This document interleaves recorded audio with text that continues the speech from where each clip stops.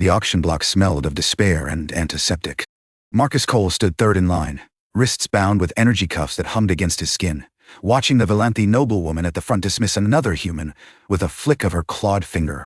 Inadequate, she declared, her voice carrying the crystalline resonance of her species. His spirit is already broken.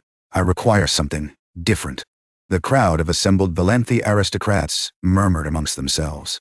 Marcus had learned enough of their culture during his 18 months as a contracted laborer to recognize their body language, the slight ridge crest movements that indicated amusement, the way their secondary eyelids flickered with their disdain. To them, humans were curiosities at best, useful animals at worst. The woman conducting the inspection was unlike the others. She stood apart, literally and figuratively, a void of stillness amid the shifting crowd. Her scales held a deep violet hue that marked royal bloodline, and the ceremonial scars along her jaw indicated she had survived the rite of severance, a trial reserved for those who had lost their bonded partner. A widow. A queen. Alone. This one. Her amber eyes locked onto Marcus with unsettling precision. Step forward. Marcus moved before the handler could shove him, maintaining what dignity remained. He met her gaze directly, a breach of protocol that made the handler hiss in alarm. He looks at you, Empress Kethara, the handler sputtered. Forgive his ignorance, I will. You will do nothing. Kethara circled him slowly, her tail creating soft sounds against the polished floor. What is your designation, human? Marcus Cole. Former engineer, colony ship Meridian. He paused. Current property of the Velanthi Dominion, apparently. A ridge crest flickered. Surprise, perhaps. You speak our language without a translator. I had time to learn. 18 months of it. And in that time you've retained your defiance. She stopped before him, close enough that he could see the fine network of scars beneath her scales, more than just the ceremonial ones. Battle scars. Survival scars. Why? Marcus considered the question. The honest answer was complicated. Survival instinct, stubbornness, the faces of his dead crewmates that visited him every night, demanding he not give up. But he chose simpler words. Because giving up is just dying slowly. Kethara's secondary eyelids closed completely, then opened. The Velanthi equivalent of a sharp intake of breath. She turned to the handler. I will take this one. Draw up a single-night contract. The handler's crest flattened in confusion. 1 night, Empress? But for labor purposes, the minimum. I did not ask for the minimum. I asked for 1 night. She produced a credit chip worth more than Marcus's entire life. He will attend the Mourning Feast as my attendant. After that, his contract ends, and he becomes a free citizen of the Dominion. The crowd's murmuring intensified. Marcus felt his heart hammer against his ribs. A single night of service in exchange for freedom? After 18 months of backbreaking labor in the mineral refineries? There must be a condition, he said. Kethara's mouth curved, not quite a smile, but something adjacent to it. Perceptive. Yes. You will perform 1 task for me at the feast. You will stand beside me when my enemies come to gloat over my isolation. You will not bow. You will not avert your eyes. You will look at them exactly as you are looking at me now. That's it? That is everything. Her voice dropped, losing its imperial edge for just a moment. I signed a contract to be her slave for 1 night. That was what my bonded partner said to her mother when she chose me against all tradition. She served 1 night as a common laborer to prove her devotion. Kethara's claws extended slightly, then retracted. She died 3 years ago. Tomorrow marks the anniversary, and I need someone beside me who understands what it means to refuse surrender. Marcus studied her face, the carefully controlled expression, the almost invisible tremor in her tail. She wasn't buying a slave. She was buying a witness. I'll do it, he said. The contract was signed within the hour. The Mourning Feast was held in a crystalline hall that seemed to grow from the living rock of the palace. Hundreds of Velanthi nobles gathered in their finest ceremonial garb, their ridge crests adorned with precious metals, their scales polished to gleaming perfection. Marcus wore simple black, the color of human mourning, which Kethara had specifically requested. He stood at her right side, 1 step behind as tradition demanded. But he did not bow his head. So this is the creature you've brought to replace Sereth. The speaker was a tall male with golden scales, and a sneer that transcended species. Lord Vathis, Marcus recalled from Kethara's brief explanation, her late partner's brother, and her most vocal political opponent. How fitting, a beast to stand where a goddess once stood. Marcus felt Kethara stiffen beside him. The entire hall had gone quiet, watching. Look at him, Vathis continued, playing to his audience. He doesn't even know to lower his eyes in the presence of his betters. Is this what the great Empress has been reduced to? Surrounding herself with animals because no Velanthi of worth will stand beside her? The silence stretched. Marcus could feel the weight of expectation. From Veithis, from the crowd, from Kethara herself. He took one step forward. "I've met my betters," Marcus said, his voice carrying through the crystalline acoustics. "I've worked beside them in the refineries. Humans, Velanthi, Korthon, others. They bled together, died together. None of them ever needed to announce their superiority." He paused. "Makes me wonder what you're compensating for." The hall erupted. Veithis' crest flared crimson with rage. Guards moved forward, hands on weapons. But Kethara's laugh, clear, genuine, unexpected, cut through the chaos like a blade. "Stand down," she commanded, and the guards froze. She looked at Veithis with something that might have been pity. "My sister chose me because I had courage she admired. I chose this human because he has courage I admire. You chose only yourself, Veithis. And that is why you will always stand alone." She turned, offering Marcus her arm in a gesture that, he understood, held profound significance. "Come," she said. "The feast awaits." As they walked through the parting crowd, Marcus leaned close enough to whisper, "I think I just made you some enemies." "You made me remember," Kethara replied quiet, "what it feels like to not be alone." The night ended. The contract was fulfilled. But when Kethara offered to arrange transport to human space, Marcus found himself hesitating. "The political situation here," he said slowly. "Veithis and his faction. They're not going to let tonight's humiliation stand. No, they will not. You'll need allies." Kethara's amber eyes studied him with that same unsettling precision from the auction block. "Are you offering?" Marcus thought of his dead crewmates. Of 18 months, in the refineries. Of the life waiting for him in human space. Comfortable, safe, meaningless. "One more night," he said. "Let's see where it goes." The first month was the hardest. Marcus had been assigned quarters in the palace's outer ring. Comfortable by human standards, modest by Velanthi nobility's expectations, and precisely calculated to remind everyone of his ambiguous status. He was no longer a laborer, but he wasn't a citizen either. He existed in a gray space that made the courtiers uncomfortable, and the servants confused. Kethara visited him on the third day, unannounced, appearing in his doorway like a violet shadow. "You haven't left your rooms," she observed. "I wasn't sure of the protocol." Marcus set aside the data tablet he'd been using to study Velanthi law. "Your chamberlain looked like he wanted to dissect me when I asked for breakfast. Vreth is protective. He served my family for 60 years. She entered without asking permission, a royal prerogative, and examined his sparse quarters with an unreadable expression. "You've been studying our legal codes. Seemed prudent. If I'm going to navigate this place, I should understand the rules. Most humans in your position would be celebrating their freedom. Requesting transport home." Marcus closed the tablet. "Most humans in my position didn't watch their entire crew die because of a navigation error that I missed. Didn't spend 18 months wondering if the universe was punishing them for surviving." He met her eyes. "Home isn't a place for me anymore. It's just geography." Kethara was silent for a long moment. Then she did something unexpected. She sat down across from him, folding her legs beneath her in a posture that suggested informality. "When Sereth died," she said quietly, "I wanted to follow her. Our bond was complete. The kind of connection that makes survival feel like betrayal." Her secondary eyelids flickered. "The only thing that kept me breathing was spite. The absolute refusal to let Veithis and his ilk profit from my death. Healthy coping mechanism, Darjon. Effective. Not healthy." Something almost like a smile crossed her features. "Perhaps we understand each other, Marcus Cole." From that day forward, she visited regularly.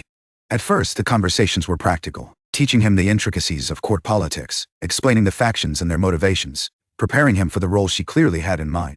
"You want me to be your human advisor," he said one evening, after she'd spent an hour walking him through the economic tensions between the core worlds and the frontier. "I want you to be something no one expects. A voice they cannot dismiss because they do not understand its source." She paused. "And perhaps something more." "More? The Empire is stagnating, Marcus. We conquered, we dominated, we classified every species we encountered into neat hierarchies. But we stopped learning. Stopped growing." Her tail swept the floor in an agitated pattern. "Humans are new. You see things we have forgotten how to see. Your perspective has value, not despite your differences, but because of them." It was, Marcus realized, the closest thing to a compliment she had ever given him. The second month brought the first real test. A delegation from the Korthan sovereignty arrived for trade negotiations, routine diplomacy that Velanthi had somehow maneuvered himself into leading. Kethara was required to attend as Empress, but she held no formal role in the proceedings. "He's trying to sideline you," Marcus observed, watching the preparations from a balcony overlooking the Great Hall. "Obviously. The question is why now?" Kethara stood beside him close enough that he could feel the subtle warmth emanating from her scales. Velanthi ran hotter than humans, a biological fact that had made the refinery work particularly brutal. "Velanthi is patient. He gains nothing from humiliating me in front of minor trading partners. Unless it's not about the Korthans." Marcus had spent weeks studying the political landscape. The Ascendancy Council meets in 40 days. If he can demonstrate that you're politically irrelevant before then, he can push through a motion of no confidence. Kethara's claws scraped against the balcony railing. "Clever. I underestimated him. So what do we do?" She turned to look at him, and there was something different in her expression, something that might have been trust. "We remind everyone that the Empress still has teeth." The plan was audacious. Velanthi tradition allowed any citizen to challenge a diplomatic proceeding if they could demonstrate superior knowledge of the subject matter. It was an ancient law, almost never invoked, designed to prevent incompetent nobles from damaging imperial interests. No one had ever considered that a human might invoke it. Marcus spent 3 days preparing. He read every trade agreement the Velanthi had ever signed with the Korthans. He analyzed shipping routes, resource distributions, tariff structures. He identified 17 inefficiencies in the current arrangement that, if corrected, would benefit both parties significantly. When he walked into the negotiation chamber and declared his challenge, Velanthis' expression was worth every sleepless hour. "This is absurd," the Lord sputtered. "A human cannot invoke the right of superior knowledge. He's not even a citizen." "Actually," Marcus replied calmly, "I am. Empress Kethara granted me citizenship 2 days ago. The documentation has already been filed with the Ascendancy Council." He caught Kethara's eye across the chamber. She inclined her head, the barest gesture of approval. What followed was 3 hours of Marcus methodically dismantling Velanthis' negotiating position, while simultaneously proposing a restructured trade agreement that made the Korthan delegation actually smile. By the end, the Korthans were asking if the human advisor could be permanently assigned to future talks. Velanthis withdrew to his estates that evening. The motion of no confidence was never raised. By the 3rd month, the whispers had changed. Marcus still caught the servants staring, still felt the weight of noble contempt when he walked the corridors. But there was something else now. Curiosity, perhaps even grudging respect. "They're calling you the Empress's shadow," Vreth informed him one morning, his tone suggesting he wasn't sure if this was a compliment or an insult. "Is that good?" The ancient chamberlain considered the question with evident seriousness. "It is notable. No one has cast a shadow on the Empress since her bonded partner died. Many assumed she preferred the solitude. She doesn't prefer it. She's just used to it." Vreth's secondary eyelids flickered, surprised at Marcus's insight perhaps. "You understand her well, for someone who has known her so briefly." "I understand grief. It's universal." Something shifted in the chamberlain's posture. When he spoke again, his voice had lost some of its formal edge. "Her radiance has been different since you arrived. More present, more engaged with the court." He paused. This is not unwelcome. It was, Marcus realized, the closest thing to acceptance he would ever receive from the palace staff. That evening, Kethara invited him to her private gardens, a privilege he had never extended before. They walked among crystalline flowers that chimed softly in the artificial breeze, and for the first time, there was no political discussion. No strategy. Just 2 people sharing silence. "Sareth used to say that humans were chaos incarnate," Kethara said eventually. "Unpredictable, emotional, impossible to classify." She wasn't wrong, no, but she meant it as a compliment.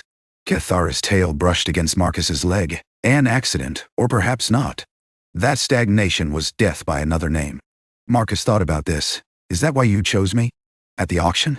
I chose you because you looked at me like I was a person, not a title. That was rarer than you know." She stopped walking and turned to face him. "Why did you stay?" 100 answers presented themselves. Political interest. Survival instinct. Lack of better options. But the truth was simpler and more terrifying. "Because you looked at me the same way." The silence stretched between them, heavy with implications neither was ready to voice. Kethara's hand moved, just slightly, as if considering reaching for his. Then a servant appeared at the garden's edge, and the moment shattered. "Your Radiance. There has been an incident at the frontier. Lord Velanthi is demanding an emergency council meeting." Kethara's expression shifted back to Imperial Stone. "What kind of incident?" "A human colony ship has entered Velanthi space. They are requesting asylum." Marcus felt ice settle in his stomach. The Meridian's sister ship, the vessel that had been 3 days behind them when the navigational error sent his own ship into the debris field. How many survivors, he asked. The servant hesitated, clearly uncertain whether to address a human directly. Answer him, Kethara commanded. 837 by their count. Including women and children. 800 people. His people. Adrift in an empire that still classified humans as barely more than useful animals. Marcus looked at Kethara. I need to help them. I know. Her voice was soft. We will discuss strategy tomorrow. Tonight, rest, you will need your strength. She did not reach for his hand. But as she walked away, her tail brushed his leg again, definitely not an accident. The refugee crisis split the Ascendancy Council like a blade through silk. Velanthi and his faction demanded immediate deportation. The humans had entered Velanthi space without authorization, they argued. Granting them asylum would set a dangerous precedent, encouraging more vermin to seek shelter within imperial borders. The moderate faction, led by the elderly Lord Thesara, proposed a compromise, temporary housing in the frontier zones, pending investigation of their claims. It was a delaying tactic that satisfied no one. Kethara remained publicly neutral, observing the debate from her ceremonial throne with the patience of a predator waiting for the perfect moment to strike. Marcus stood at her side, silent but visible, a reminder of what humans could become if given the chance. The Meridian's logs have been verified, Marcus reported during a private strategy session. Their navigation systems failed 3 days after ours. They've been drifting for almost 2 years, rationing supplies, watching people die of preventable causes. His voice remained steady, but his hands betrayed him, gripped tight enough to whiten the knuckles. They survived hell. And now they're asking us to save them. Us, Kethara repeated. You said us. Marcus met her eyes. I said what I meant. Something flickered across her features. Not surprise exactly, but recognition. Acknowledgement of a line that had been crossed. The moderates will not hold, she said. Thesara is old, and his faction lacks conviction. Within 10 days, Velanthi will have enough votes to force deportation. Then we change the game. How? Marcus had been thinking about this for 3 sleepless nights. The answer was insane, the kind of desperate gamble that only worked in stories. But desperation had a way of clarifying priorities. Velanthi law recognizes the concept of imperial favor, a direct grant from the throne that supersedes council authority. Kethara's crest flattened slightly, the equivalent of a raised eyebrow. Imperial favor has not been invoked in 200 years, and it requires the Empress to stake her personal honor on the recipient's conduct. I know. If any of those refugees violate Velanthi law, I would be held responsible. My position, my authority, everything would be at risk. I know, Marcus repeated. That's why I'm not asking you to invoke it. I'm asking you to let me earn it. He explained his plan. It took an hour. By the end, Kethara was pacing her chambers with an agitation he had never seen from her, tail lashing, claws extending and retracting, every line of her body radiating tension. You would challenge Velanthi directly, in the arena of truth. The law allows any citizen to champion a cause through combat. If I win, the refugees gain provisional citizenship. If I lose, you die. Kethara stopped pacing. The arena of truth is not a metaphor, Marcus. It is literal combat. Velanthi may be a politician, but he was trained as a warrior. He has killed before. So have I. The words hung in the air. Kethara studied him with those amber eyes that seemed to see everything. You never speak of your past, no, but you've killed, in combat. Marcus thought of the Meridian's final hours. The debris piercing the hull. The panic, the screaming, the desperate fight to seal compartments while atmosphere vented into the void. The moment when he'd had to close a bulkhead on a section still containing survivors, because the alternative was losing the entire ship. Not in combat, he said quietly. But I've killed. Kethara was silent for a long time. When she finally spoke, her voice had lost all imperial distance. You would risk your life for 800 strangers? People you've never met? They're not strangers. They're my crew's families. The people Sarah and Rodriguez and Chen were trying to reach when they died. He swallowed hard. I couldn't save my people, but maybe I can save theirs. Something changed in Kethara's expression. The political calculation faded, replaced by something raw and vulnerable. Something that reminded him of the woman who had bought a slave to stand beside her at a feast, just so she wouldn't have to face her grief alone. Marcus died. She moved closer, and this time her hand did reach for his, cool, scaled fingers intertwining with warm human ones. I will not let you die for a political maneuver. Then help me win. The arena of truth was ancient, predating the empire itself. Its crystalline walls held the memories of 10,000 challenges, 10,000 resolutions of honor and law through blood and sacrifice. Marcus stood in the challenger's circle, wearing armor that Kethara had provided. Lightweight composite that wouldn't restrict his movement, designed for speed rather than protection. In his hand, a blade forged from a metal he couldn't pronounce, perfectly balanced for a human grip. Across the arena, Vathis waited. The Lord had accepted the challenge with barely concealed glee, clearly believing this would solve multiple problems at once. Kill the human, humiliate the Empress, and remove any obstacle to the refugee deportation. The stands were packed. Every noble in the capital had come to witness this, a human challenging a Velanthi lord in single combat. The precedent alone would be discussed for generations. Kethara sat in the imperial box, her face carved from stone. Only Marcus knew what that composure cost her. "You understand the terms," the officiant intoned. "This challenge shall determine the fate of the human refugees currently in imperial custody. If the challenger prevails, they shall be granted provisional citizenship under imperial favor. If Lord Vathis prevails, they shall be immediately deported to unclaimed space." "I understand," Marcus said. "Let it be witnessed." The fight began. Vathis was everything Marcus had expected. Fast, powerful, technically superior in every way. His blade was a blur of silver, each strike aimed with precision honed by decades of training. Within the first minute, Marcus was bleeding from 3 shallow cuts. But Marcus hadn't survived 18 months in the refineries through skill. He'd survived through stubbornness, through the willingness to endure pain that would break lesser men. He let Vathis drive him back. Let the Lord grow confident. Let the crowd begin to murmur about the inevitable conclusion. And then, when Vathis overextended on what should have been the killing blow, Marcus moved. Not with elegance. Not with the practiced grace of a trained warrior. He moved with the desperate efficiency of a man who had closed bulkheads on screaming crewmates, who had dragged himself through airless corridors with broken ribs, who had learned that survival was not about winning. It was about refusing. To lose. His blade caught Vathis's arm. The Lord's weapon clattered to the crystalline floor. Marcus's blade pressed against his opponent's throat. "Yield," he said. Vathis's eyes burned with hatred. But the rules of the arena were absolute. He had no choice. "I yield." The arena exploded with sound. But Marcus heard none of it. His eyes found Kethara's across the chaos, and she was doing something he had never seen. She was smiling. Really smiling. Like she meant it. The aftermath was a blur. Medical attention for his wounds. Formal declarations. The provisioning of citizenship documents for 837 refugees, who would now become the newest members of the Empire. Through it all, Kethara stayed beside him, not as Empress, but as something else. Something she had no words for yet. It was nearly dawn when they finally found themselves alone, in her private chambers, exhaustion settling over both of them like a physical weight. "You could have died," she said. "But I didn't." "You could have died," she repeated. And this time, her voice cracked.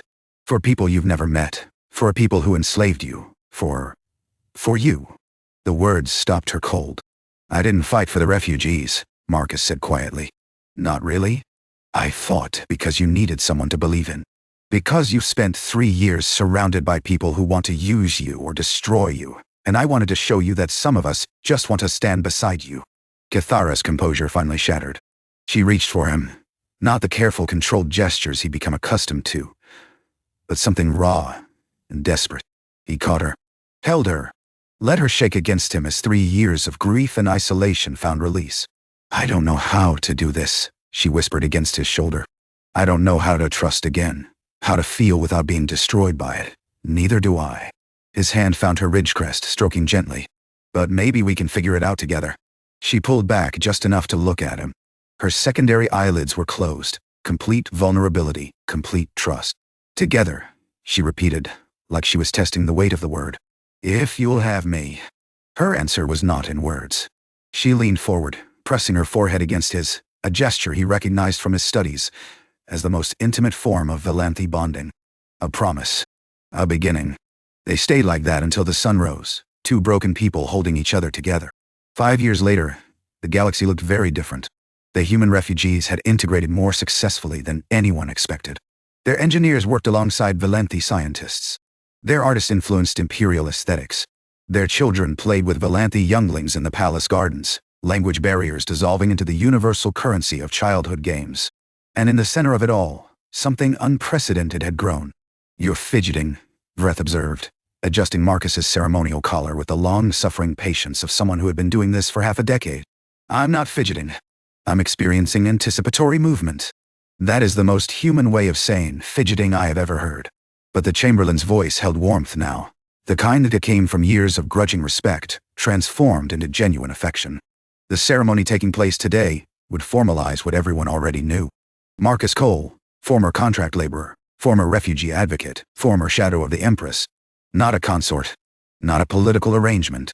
A bondmate, equal in all things recognized by law and tradition.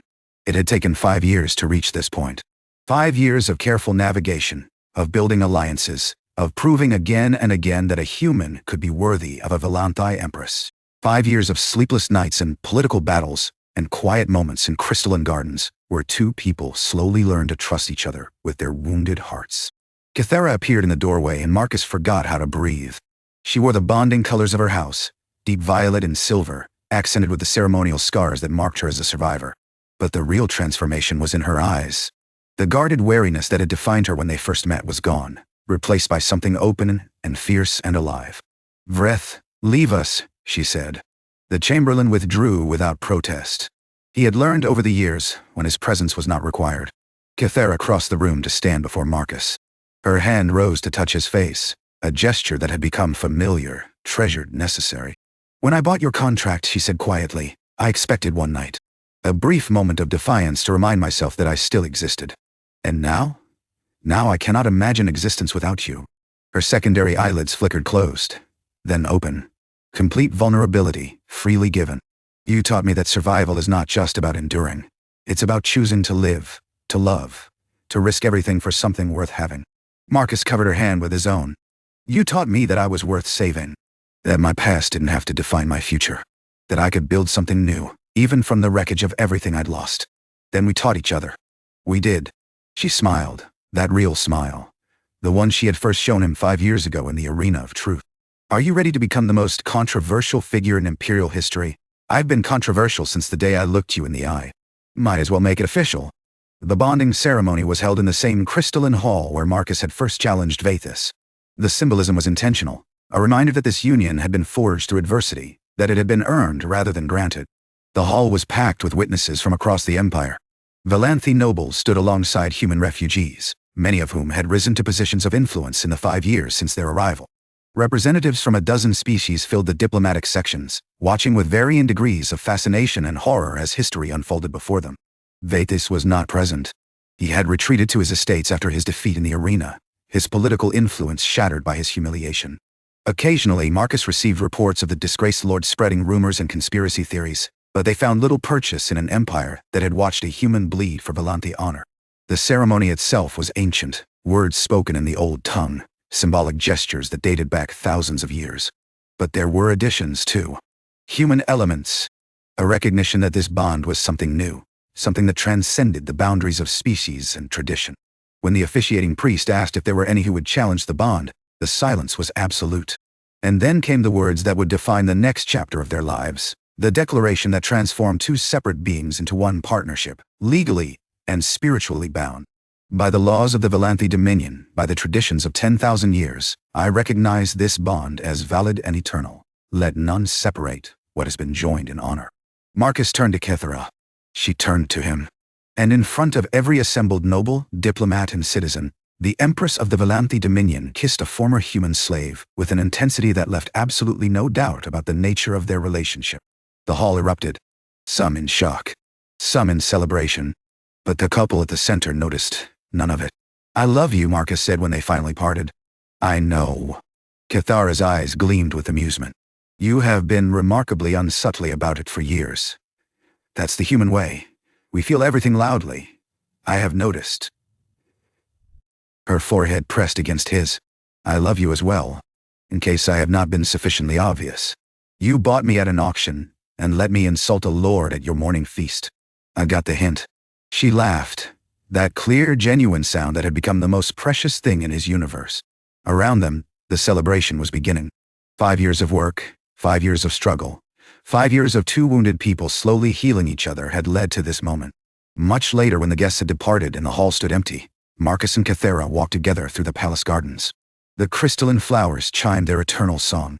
The artificial stars wheeled overhead. The council will expect an heir, Kethara said eventually. There will be pressure. Questions. Medical complications that may not have solutions. We'll figure it out. You say that about everything. And so far, I've been right. Marcus squeezed her hand. We faced down an entire political faction. We integrated 800 refugees into a xenophobic empire. We just became the first cross-species bonded pair in Velanthi history. Whatever comes next, we'll handle it. Kethara was quiet for a moment. Then she said, when I stood in that auction house, I believed my life was over. That I would spend my remaining years going through the motions of power while feeling nothing at all. And now I believe that the universe has a sense of humor. She stopped walking and faced him fully. I bought a slave for one night, and he gave me back everything I thought I had lost. Marcus pulled her close, marveling, not for the first time, at how perfectly they fit together despite their physical differences. At how thoroughly she had become the center of his world. One night, he murmured. That was the deal. You are spectacularly bad at keeping deals. I prefer to think of it as renegotiating. Her laugh vibrated through him. Is that what we're calling this? A renegotiation? Better terms for both parties. Mutual benefit. Long-term stability. He pressed his lips to her ridge crest. Love, she agreed. The most unreasonable renegotiation of all. Above them, the stars continued their patient dance, indifferent to the significance of what had occurred below, but witness to it nonetheless. A human and a Velanthi. A refugee and an empress. Two broken people who had found, against all probability, a way to become whole. It had started with a single night. It had become forever.